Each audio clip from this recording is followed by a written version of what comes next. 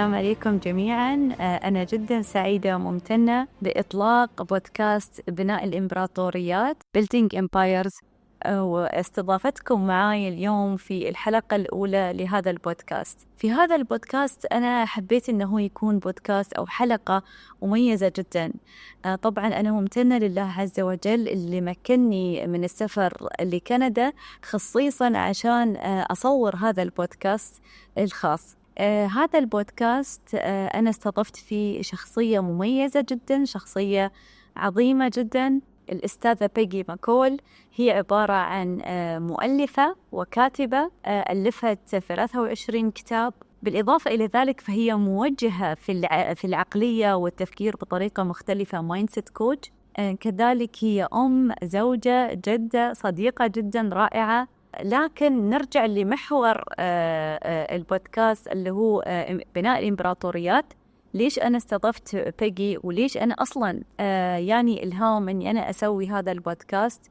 بناء الإمبراطوريات هو بودكاست يعني يركز على القصص النجاح الخاصة برواد الأعمال، الشخصيات اللي قدروا أنهم يبنون إمبراطورياتهم من الصفر بدون مساعدة إرث معين من الآباء، ولكن هم بنوا نفسهم بنفسهم.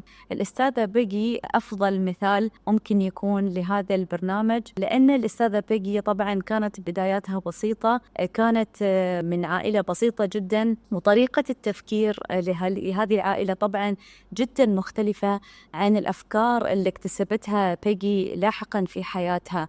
وهذه العقلية اللي سمحت للأستاذة بيجي أن هي تغير نتائج حياتها وتقدر تشوف نتائج مختلفة. حبيت أني أنا أنقل لكم هذه التجربة الثمينة. أتمنى أن أنتم تستمتعون في هذه الحلقة، وأنتظر أن أنتم تشاركوني بآرائكم وملاحظاتكم عن هذه الحلقة.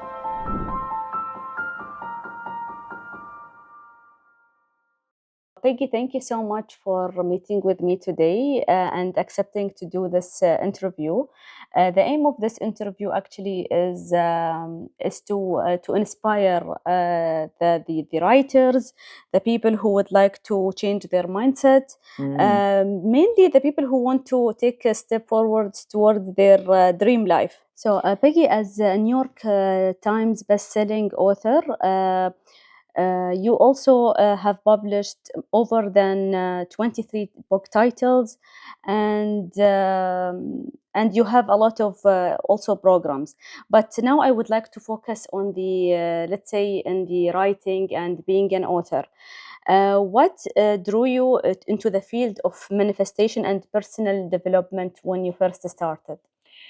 I incorporated my company in 1994, and I had at that point been a student for 15 years. But I wasn't just, a passive student. I was like a serious student, and I would study every single day.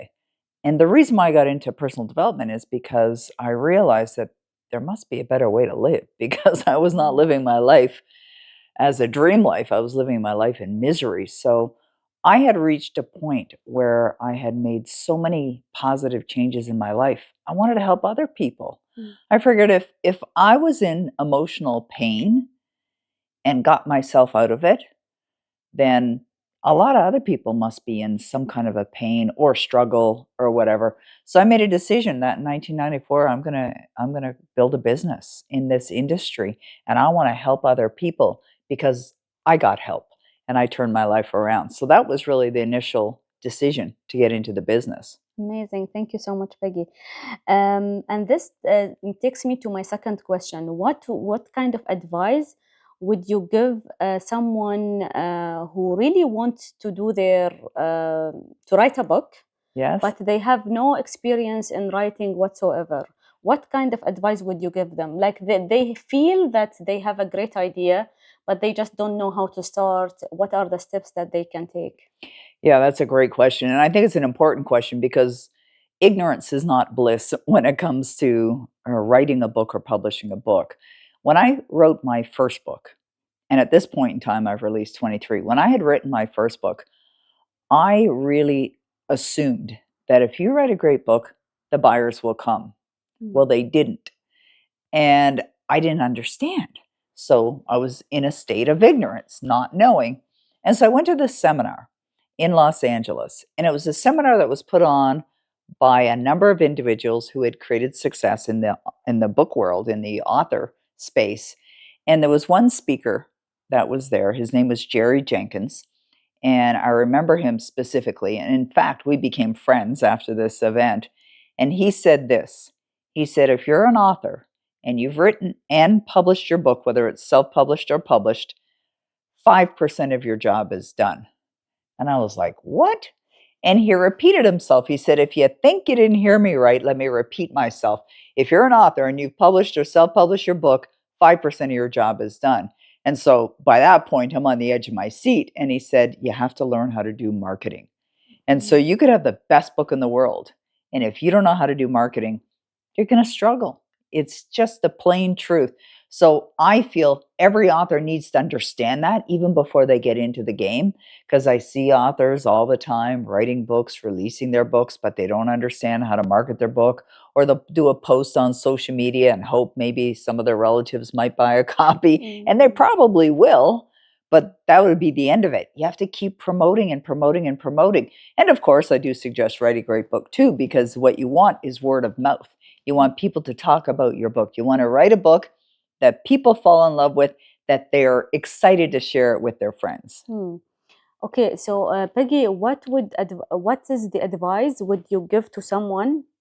Let's say he want to become an author, and this person, let's say they have written things, maybe research papers, like they know that they have the skill for writing. Yes. But whenever they share their book idea with others, they let them down, or they put them down, and they don't encourage them, or they don't motivate them. So basically, their community or their inner circle is demotivating them. What kind of advice would you give to this group? Okay, nobody has control over your emotions. Nobody. You're allowing them to. Don't tell them. Don't tell other people what you're doing. I don't ask permission or look for somebody else for advice or feedback if I'm going to do something. I think inherently within us, we have an intuitive factor. Just tap into that. Does this feel like a good idea? You know, when I wrote my first book, and my second, and my third, and my fourth, and my fifth, and my sixth, all the way up to 23, every single book that I wrote, it's because intuitively I knew this is going to help somebody. This is going to make a difference in somebody else's life. It's common sense. Common sense isn't always so common, but that's really what it comes down to. Just tap into your own intuitive power. And if somebody says something to you, oh, I don't think that's really a good idea, then just reject. You have the ability to accept or reject. We have a reasoning factor in our conscious mind. If somebody says something that you're like, nah, or if it's not supportive, maybe they're telling you that because they want to help you. And I'll give you an example of this. I remember one time a lady wrote a book called Knitting with Dog Hair. Now, can you imagine if she went to her friends and her family and said, hey guys, I'm going to write a book called Knitting with Dog Hair? They probably all would have told her that she was crazy. Or the guy that wrote a book, or maybe it was a girl that wrote a book, everything that a man needs to know about a woman. No, is that what it is? Or what is it? Everything a woman needs to know about a man? No, everything men know about women. I think that's what it was called. And it's blank. It's just blank inside. There's nothing inside. It's kind of like a joke book, but the book did really, really well.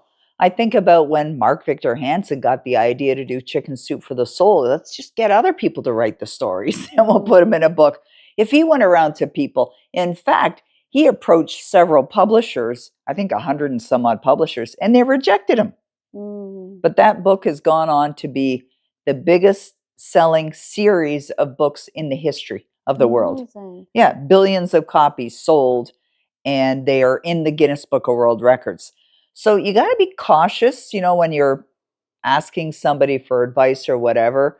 I think you have to, maybe they can give you some feedback. Maybe it's something on the title, or maybe they might direct you in another way. But at the end of the day, use your intuition, use your common sense, and I think you'll be fine. That's really amazing. I feel a practice that's really helping me. I wouldn't share ideas unless if it's like-minded people that I know that they want my own good. I would never ask an advice for someone who did not publish a book on how I can publish a book, So Yeah, That's so exactly it. You don't go to someone who's overweight and say, how do I get skinny? You don't go to somebody who's broke and say, how do I get rich? I mean, there's common sense right there.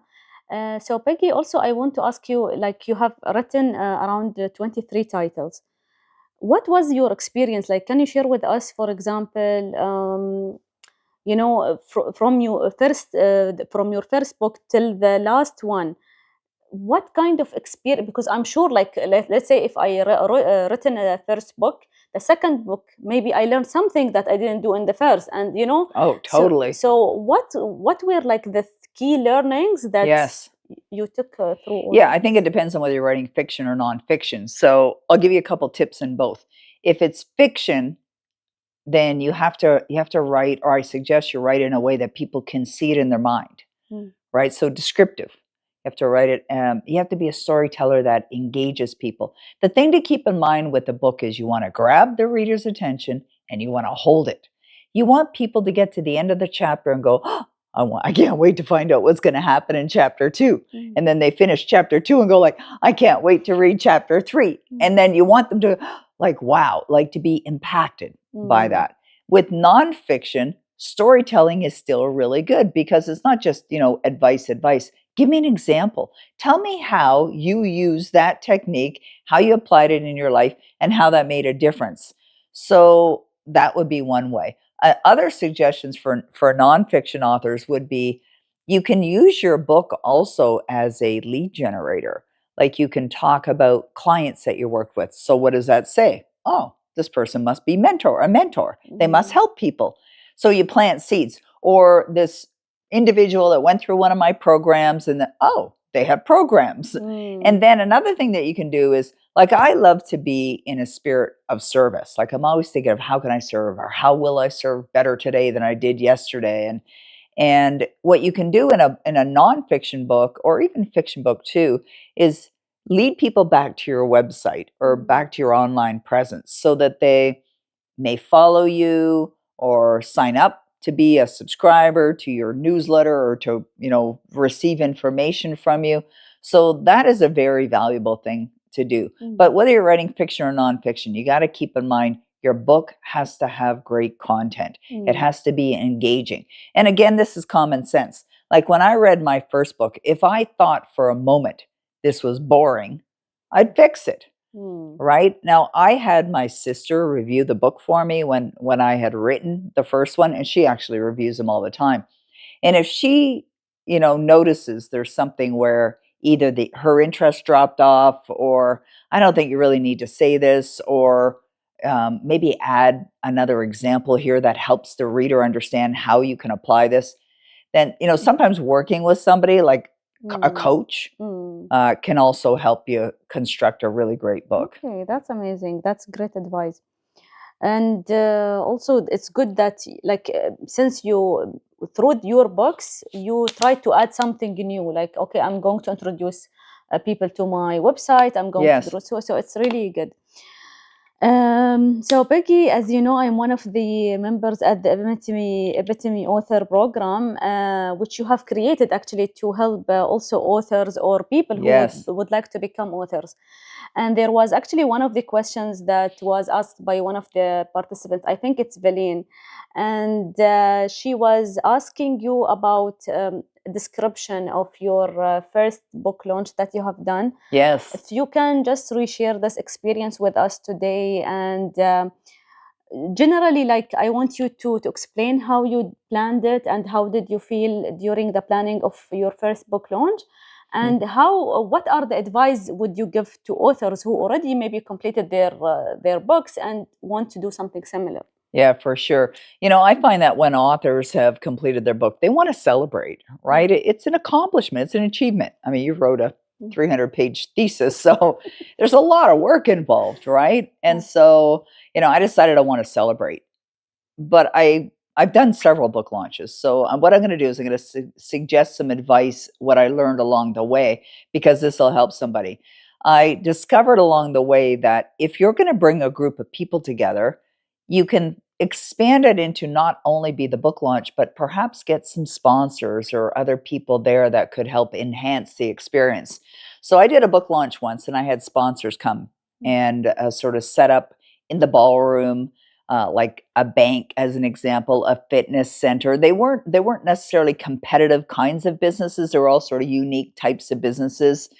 And so when they sponsor the event, they have to invest money into it, right? So that helps cover the cost. Because if you're doing an event at a hotel, you're going to have the ballroom cost, food and beverages if you're serving food and beverages. But then you have an opportunity to offer something to the people in the room as well. So what I did, I would say my most successful book launch was when I had 1,100 people come, and it was at the Crown Plaza Hotel, downtown Ottawa. I had Bob Proctor come and speak at it, and Amazing. I had a hypnotist come and perform. I had a singer come and sing. I had a comedian come and perform. I had a Amazing. master of ceremonies, and it was like first class. So not only was it like me up there talking about, oh, I just launched this book and released this book, and this is what it's about, but it was all this other stuff. Like It you was, created a whole program for yeah, it was the like a whole evening of entertainment. It was amazing. fabulous. And, we really did it up well. Like it was all really well done. And I had hors d'oeuvres for everybody and free drinks. And so they were in really good energy, like they're happy. And then I sold my books there. I sold my other programs there. I had like a sales table set up so I could offer other things. So it was a big success. That's really amazing. I hope like all the authors that are listening to us, they can benefit from it. And for me, honestly, like I cannot finish to write my book in order to celebrate it as well. Yeah, it's fun. I mean, I think we should all celebrate our wins. Yes. It's not an ego thing at all. People love to celebrate. It's just the nature of us humans. So, Peggy, your work has impacted individuals worldwide. Could you share a memorable success of a story of someone that has transformed, or your teachings maybe left really a big mark in their life? The first one that comes to mind, I mean, I've worked with so many wonderful people. I'm just so blessed. The first one comes to mind. It was a gentleman that lived in New Orleans, and I don't know if he still lives there or not. But he had read my book, Your Destiny Switch, which was my New York Times bestseller. And he was a very successful businessman. But what had happened was he had fallen on hard times and his business was struggling. And one of his children, he was a father of 5 children, and one of his children got involved in drugs. And they were in a really, really difficult position. And the father had to bail him out of this situation that he was in, which cost him money, and he didn't have it. And so he found himself feeling like he wanted to end his life. Like he really was at a point where he felt he had no. Your client, the It, father. it was someone that read my book, Your Destiny Yeah, Switch. okay. And so he lost his will to live. He just felt like he had failed as a father. He felt he was failing as a husband. He felt that he had failed as a business owner, and which is not true. I mean, he was going through some challenging times, but he read my book, Your Destiny Switch, and he decided to apply what he read, and he completely turned his life around, and his son too. His son was no longer, in a very challenging situation. His businesses started to turn around. He was honest with his wife and told him what had gone through. But I can't take credit for that. Like anyone that's accomplished anything, when I think about clients of mine, I worked with this children's book author who was really sweet and fun and playful. She was in my author program, and she really wanted to get her book out there in the world, and she didn't know how to do it. So she took my program to learn like how to market your book effectively. And she has now sold millions of copies, millions of copies. I had another fiction author who I met, and she was struggling. She wanted to get an agent, she wanted to get a publisher, couldn't get those. And finally she thought, oh, I'm going to learn how to self-publish myself. And I teach both because I've been with publishing houses. I've self-published. And so she took my program, and within 2 weeks of launching her book, she got an advance from a large publisher for $2.4 million. Wow. And I mean, her life completely changed in a minute. I mean, there's so many stories. I remember one time I worked with a woman, she was a client of mine, and she wanted to have a baby. And she was told, that her and her husband, couldn't have a baby. And she thought, no, I'm not accepting that. And so I said, see yourself with a baby, like prepare, right? Like set up the baby's room, get the crib, get the stroller, get the high chair, get everything you need for the baby. And she came on my webinar. I hadn't seen her for actually about a year and a half. She came on my webinar not that long ago with her baby to show me her baby. She said, see, it works even on babies. God, I think I attended. Were you there? Yes. Yeah, it was so cute. It was so cute. I mean, when you ask that question, what comes into my mind is just a flood of all kinds of different stories, like a wide variety of stories. I got a message today from a woman. She lives in California, and she had heard me talk about manifesting your dream home. And she really loved that story. And she manifested her dream cottage. And she lives in this beautiful little cottage. She's still there to this day. It was so sweet to hear that success story. Thank you so much, Peggy, for sharing those inspiring stories. Peggy, as you have such a diverse audience from different countries, from different cultures, maybe religions and languages, what are the challenges that you may have faced during your long career? You mean dealing with different religions, different ethnics, people, different backgrounds? None. None. Nothing comes to mind. You know why? I see people as people.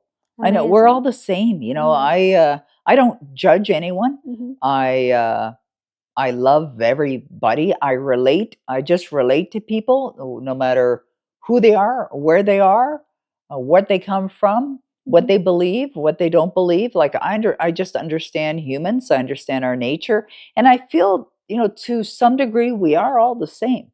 We all have the ability to manifest our dreams, and we all have them, no matter where you come from. I just want to help people.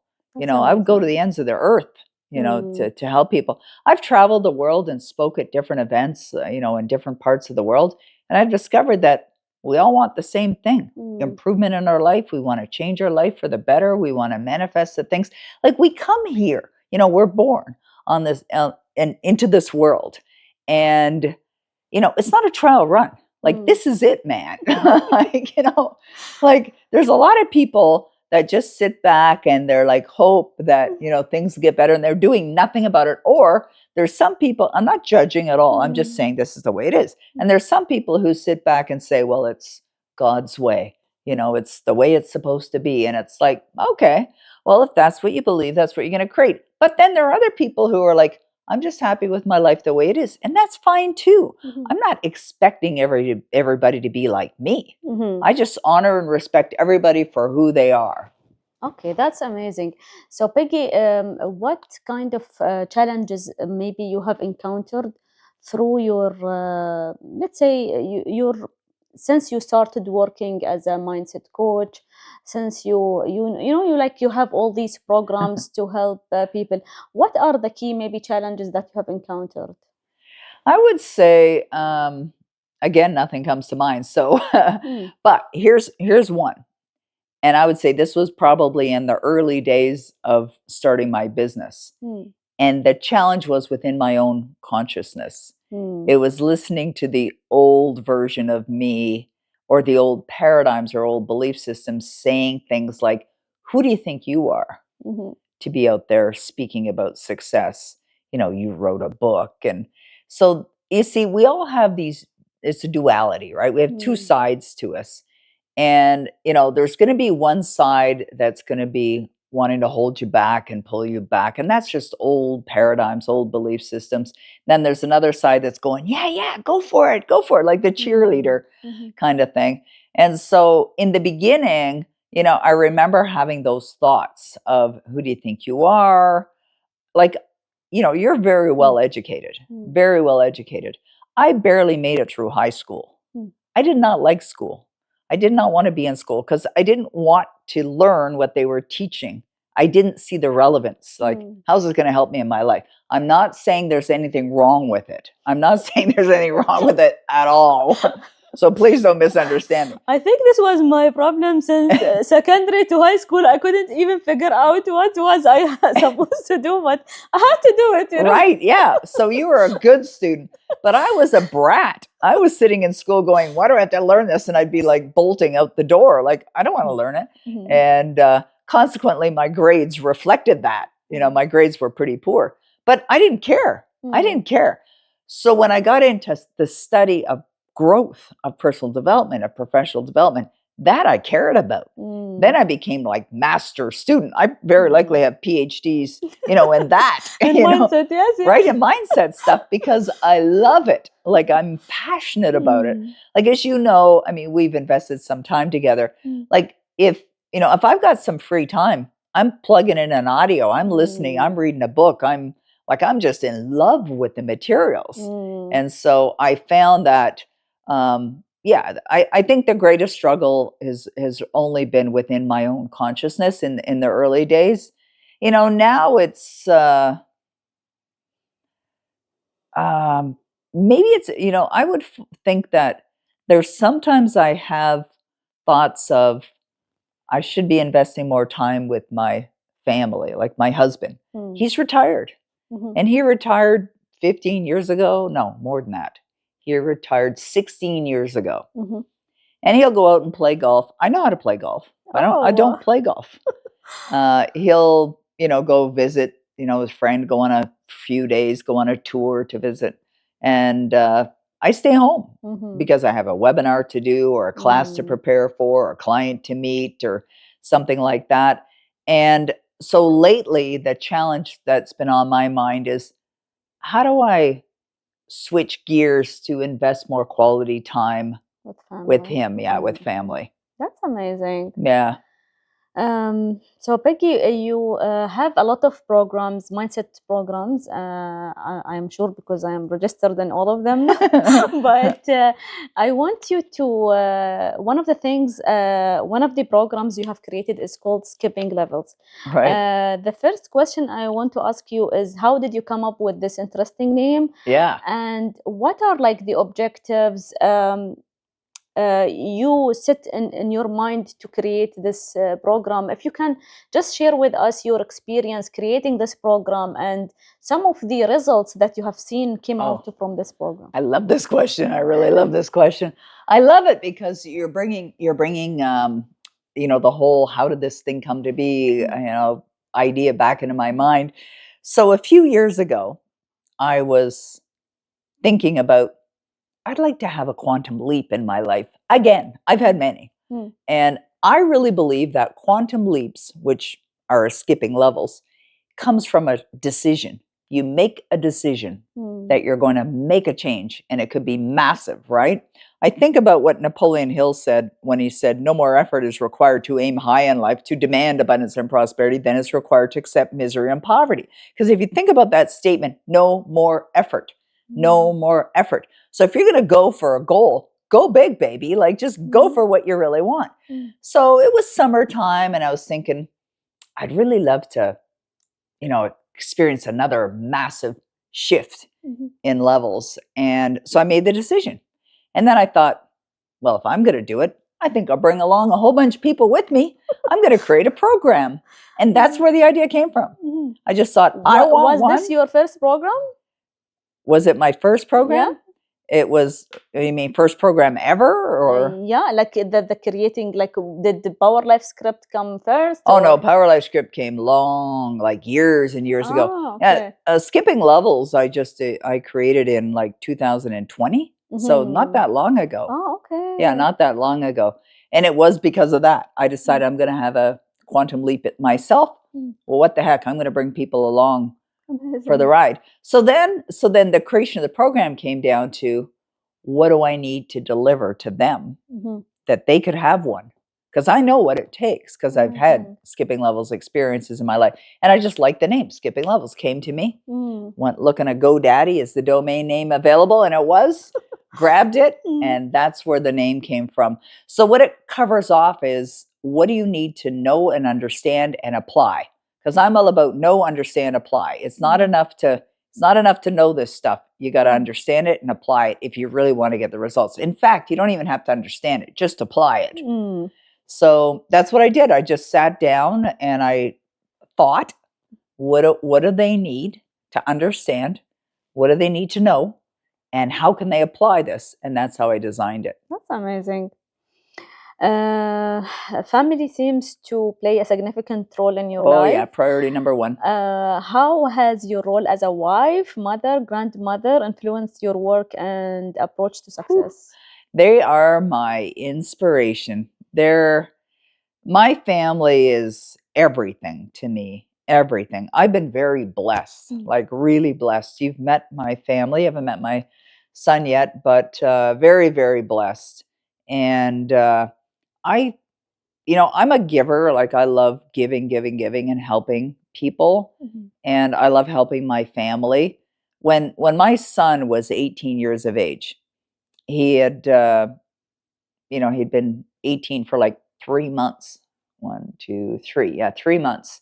He had just turned 18. He had gone off to school, college. He was living in his own condo. And he came home one day with his girlfriend, Kayla. And they sat at the kitchen table. And I knew what he was going to say. Intuition. I just knew. Mother's intuition. I knew they were pregnant. And so my son said to me, Mom, we have something to tell you. And I said, I know. And he goes, what do you mean you know? And I said, you're pregnant. And he's like, how did you know? I said, I just knew. It's just intuition, right? Mothers know this stuff. And I said, I'm so excited. And I was really excited, right? That's James. You've met James. Yeah. And did you meet James? No, you didn't meet James. No, that's right. Yeah. So that was James. And we didn't know it was James at the time.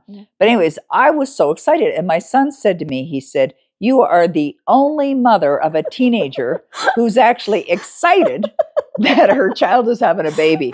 But I was so happy. And then he's like, oh, it's going to be so hard. I said, no, it's not. Stop thinking that, right? Don't expect it to be hard. And he goes, well, I'm going to have to quit school. And I said, no, you don't. I'll take care of it. Like, just stay in school. And so we went out, we bought a house together. And, I got them set up. I helped them. Now, Kayla and Michelle are very much doers. They're out there making it happen too. They don't sit back with their hands out or anything like that. They're both very active, very much doing things. They're doing everything they can to make a wonderful life. And, so I was happy that I was able to help them out. Amazing. And as you know, they have Aria now. You met Aria. She's a little sweetie pie. She's 3 years of age. They're happily married. They've got a beautiful life together. They've built a beautiful life. I mean, Kayla's a successful international award-winning author, of children's books. My son runs his own business. Anyways, I'm just very, very blessed. My family is everything, and they inspire me. They inspire me to do more and to be more. You see, what happens with children and with grandchildren as well is they're watching you and they're learning from observation. And so, I know that it influences or it can influence them if a parent or a grandparent they're doing things that are inspiring. Yeah, and they are getting coaching for free. Yeah, but for some reason, your immediate children, it's different, right? It's different. No, I know, but they always get like if my parents were coaches, of course, like I get exposed to this and I will get more benefit from a normal parent. So that's really amazing. Yeah. Okay. So, Peggy, you are familiar with the book that I'm going, inshallah, to write on decisions and especially hard decisions. What is like one? I know that you have a lot of you have made through. You went through a lot of key decisions in your life. But what would be the one key decision that you have made, and you really thank yourself for it today? I love that. I love the statement, do something today that your future self will say thank you for. Thank you for. I'd say there's two things that immediately come to my mind. One is incorporating my own business. because I love being a business owner. I absolutely love it. And the second one is writing my first book. Amazing. Now, I didn't think my first book would have led to 23, and who knows where that's going to end. I'm getting ideas every minute almost. But definitely those were two decisions that really put me on a different trajectory for success. Now, sure, I could have kept working for other people, and there's not anything wrong with that either. It's just that I wanted to get out and make my mark in the world, and I wanted to do something that I was very passionate about, and so I did. That's amazing. Peggy, what besides your business and besides your coaching, your book writing and all of these things, do you have any kind of hobby that maybe we don't know about that brings you a lot of fulfillment, or something that you enjoy doing in life in general? Nope. So we know everything about you, huh? No, it's interesting because I remember one time, my good friend Bob Proctor and my mentor, the two of us were sitting in his studio one time, and he was doing a call, and I was just sitting there watching him. And somebody asked him the question, like, Bob, why don't you get balance in your life? And it was somebody who was being like judgmental. And Bob was, he was funny. He had a great sense of humor. And he was like, this is my balance. And they're like, what are you talking about? And like Bob, that was it. He didn't play golf. I can play golf, as I said. The last time I played golf was 4 years ago on our wedding anniversary, and we went out and played 9 holes. I'm hoping I still remember how to hit the ball, but I'll get out at some point. I ride my bike, usually when my grandson's over, we'll go cycling together. Danny and I go for a bike ride once in a while, walk the dogs. But, I am so into my stuff, into my material. I wake up and I'm now meditating, and I get right into impressing my subconscious mind. I do visualization. I do studying every day. I live it. I live what I teach. Yeah. It's not somebody who's speaking.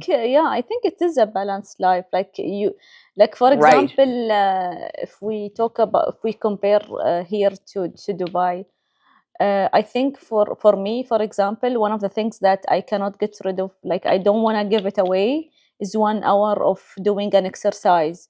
But I feel here, if you walk, if you expose to nature, which it gives a great balance. Oh yeah. Oh yeah, and I love nature too. As you know, we're sitting here at the lake house, so the lake's out there. I love being on the water. I love sitting by the water. I love fire. We have campfires when we're here, and it's just really special. So it's amazing. So we talked about several moments in your life. But is there a defining moment in your lifetime where it shaped your beliefs and values, particularly in relation to manifestation and personal development? Oh, ask the question again. Do you have any kind of defining moment? Yeah. There was definitely one. And it was like a symphony had gone off, like one of those moments. And it was when I met Bob Proctor. So that would have been January 1979. And I was, not dragged to a seminar, but told I had to go to this seminar. I didn't want to go to the seminar. Bob Proctor was teaching it. I didn't know who he was, didn't know what it was all about. And he stood on the stage and he said, he quoted Vernon Howard. And the quote was, "You cannot escape from a prison unless you know you're in one."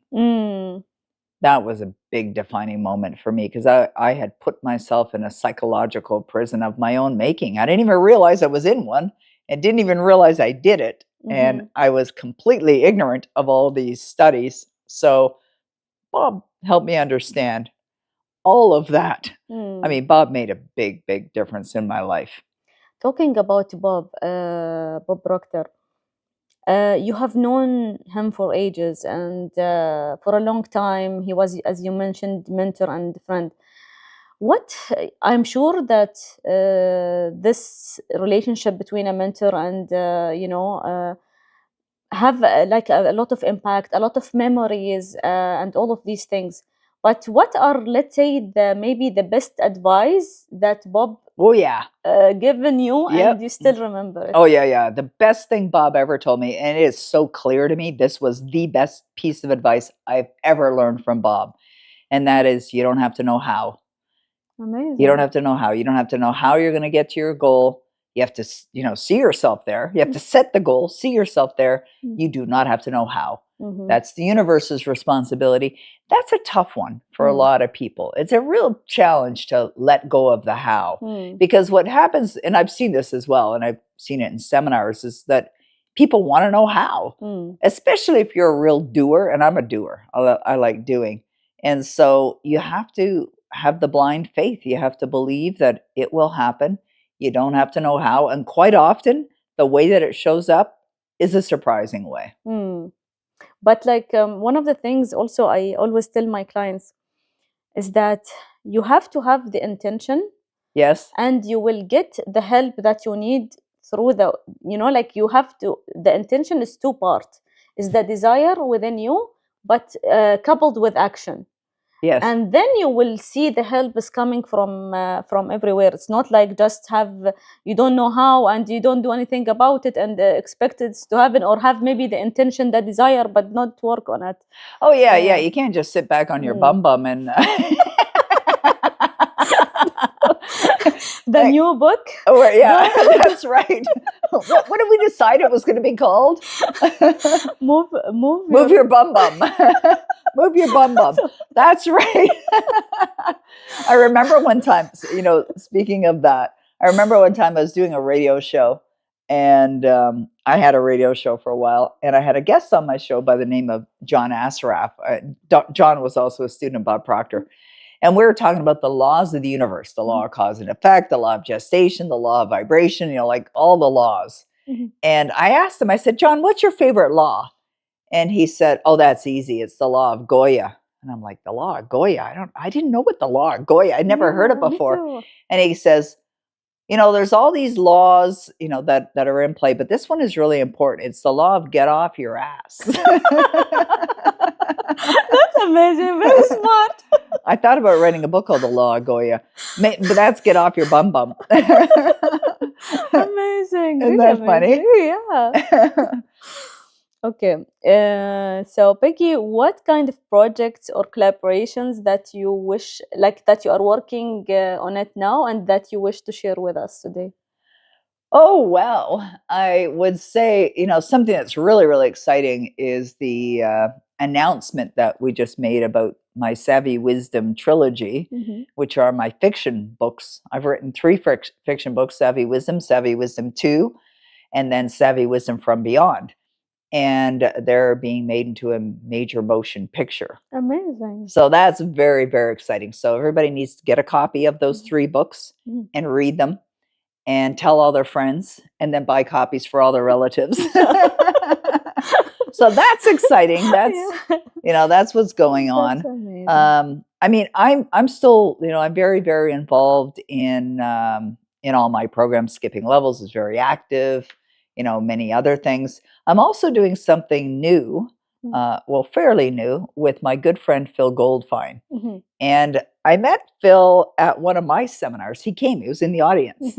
And he's an Academy Award winning, Emmy Award winning, Tony Award winning producer. Very accomplished. In fact, he called me this morning and he said, I'm on my way to the pool. He lives in Los Angeles. And it was like 5:30 in the morning. He's very, very disciplined. He's won awards for his swimming. And we're doing something called Hollywood Manifest. And you can check it out by going to hollywoodmanifest.com, where we actually take a group to Hollywood and we work with them on their dream. What is it you want to accomplish? And yeah, that's a lot of fun. Amazing. So you are helping people who would like to get their books into motion? Yeah, like we've had a couple people at our last event that hadn't even written their book yet. Okay. So it's just like, do you have a desire to do something big? When we look at the world today and the way that we access medium, right, through television or on our devices, there's a lot of streaming channels, right? A lot of material out there, documentary series, the Netflix brought out a lot of really fascinating series. Well, they all came from somebody's imagination. Yeah. Anybody can do it. And so that's it. Like anyone who wants to get into that business, you know what's also very exciting about that industry? It'll never go away. Yeah. It'll never go away. It's always something that people want. There's a need for it. There's a need for it. So it's exciting. Everybody finds Hollywood exciting. Yes. Looking ahead, what legacy do you hope to leave through your work and contributions of personal development? Yeah, my hope is that no matter where you are in your life, no matter what you want to do, is that you can do it. You can have it. Like I'm totally into simplicity, and I think this is one of the reasons why Bob Proctor and I really resonated. Both of us are very passionate about the industry, about the study. We're passionate about helping others, and we simplify. We simplify in a way that people not only understand, but they know how to apply. I mean, I'm a real big doer. I would sit in the seminars when I was young, and I'd hear, Bob Proctor talk about, well, you have to build the faith, you have to believe in the invisible. And I'd be sitting there going, how? And he would say, if you're asking how, it's because you're demonstrating your ignorance. I said, okay, I'm ignorant. Just tell me how. What do I do? What do I do? What do I do? And I was just like that hungry girl wanting to know.